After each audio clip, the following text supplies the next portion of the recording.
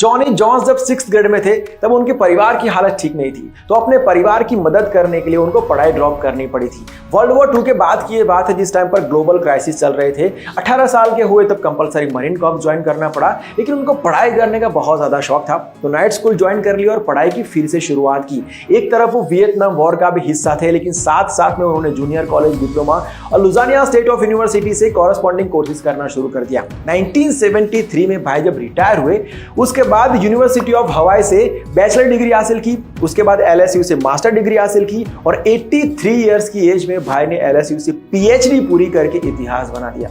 उनका कहना है कि हाँ, लोगों का मानना है कि एक एज के बाद इंसान ये नहीं कर सकता, वो नहीं कर सकता, लेकिन मेरे लिए जब तक मैं कुछ करना चाहता हूं और मैं कर सकता हूं, तब तक लोग क्या मानते हैं और क्या जानते हैं, उससे मुझे कोई फर्क नहीं पड़ता।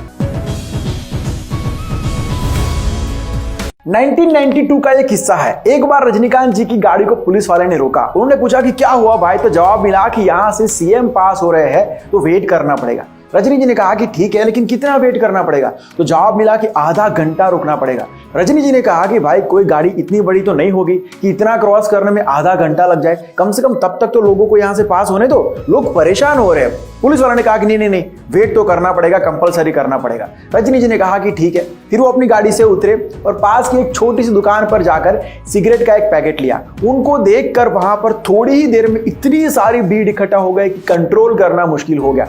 पुलिस वाले उनके पास आए और कहने लगे कि सर प्लीज आप यहां से चले जाइए। रजनी जी ने कहा कि भाई मैंने तो पहले ही कहा था, क्या है, रास्ता रोको, लेकिन आधा घंटा बहुत ज्यादा है। लेकिन आपने कहा कि वेट तो कंपलसरी करना पड़ेगा, तो ठीक है, मुझे कोई प्रॉब्लम नहीं है, मैं वेट कर रहा हूं, पहले आप CM की गाड़ी को ही पास हो जाने दीजिए।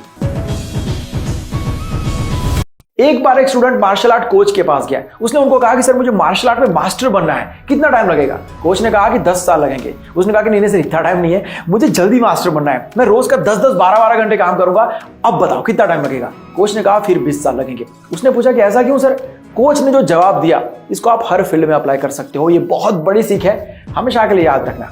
उन्होंने कहा कि जब भी आप किसी भी चीज को इम्पेशेंटली, बिना धीरज रखे हासिल करने की कोशिश करते हो ना, तब आपको फायदा नहीं, नुकसान ही होता है। जल्दी और ज्यादा करने के चक्कर में आप ज्यादा थकोगे, ज्यादा फोकस घुमाओगे, ज्यादा डिस्ट्रैक्ट हो जाओगे, ना दिमाग साथ देगा ना बॉडी साथ देगा, ज्यादा गलतियां करोगे और इन सब के चक्कर में ज्यादा डिप्रेस हो जाओगे। जो काम आपसे 10 साल मांगता था, उसको 5 साल में करने के चक्कर में आप 20 साल बर्बाद कर दोगे। तो शांत रहो और सिर्फ अपने काम पर फोकस करो, ना कि उस पर कि मैं उस काम को कितना जल्दी खत्म कर सकता हूं, और खास करके जब किसी काम में मास्टर होने का लक्ष्य हो।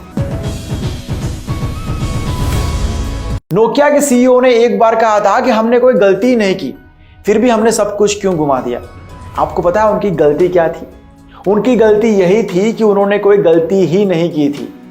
एक वक्त था जब ग्लोबल सेल्स के मामले में नोकिया नंबर 1 पर था। बाकी कंपनीज जब रिस्क ले रही थी, इनोवेटिव आइडियाज पर काम कर रही थी, कुछ क्रिएटिव करने की कोशिश कर रही थी, फेल हो रही थी, तब नोकिया सेफ जोन में खेल रहा था ताकि कोई गलती ना हो जाए।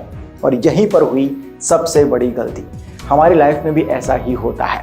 कंफर्ट जोन जो होता है ना, वो टेम्पररी बहुत सुकून देता है, लेकिन वही सुकून आगे जाके बहुत ज्यादा नुकसान करता है। जब भी लाइफ में ऐसा लगे कि मैं एक कंफर्ट जोन में बनता जा रहा हूं, उसी टाइम पर उसको तोड़ो।